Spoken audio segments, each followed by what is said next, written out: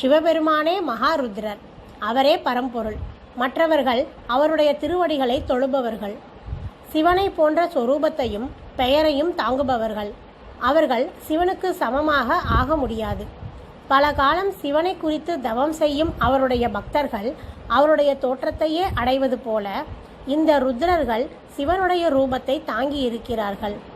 இந்திரன் முதலான தேவர்களைப் போல அவர்கள் இங்கு வரக்கூடியவர்கள் அல்லர் என்றார் முனிவர். மகரிஷே, படைத்தலும் காத்தலும் புரியும் பிரம்மனையும் விஷ்ணுவையும் ஒதுக்கிவிட்டு அழித்தல் தொழில் புரியும் ருத்ரன் மாத்திரம் முழுமுதற் கடவுளாக விளங்குவது ஏன் என்று கேட்டான் தக்ஷன். தக்ஷ பிரஜாபதே, பிரம்மனோடும் விஷ்ணுவோடும் சேர்த்து ருத்ரரை எண்ணுவதால் ருத்ரரை மும்மூர்த்திகளில் ஒருவர் என்றே நீ பேசுகிறாய். பிறப்பு இறப்பு இல்லாத பரம்பொருளுக்கு பெயரோ உருவமோ செயலோ இல்லை.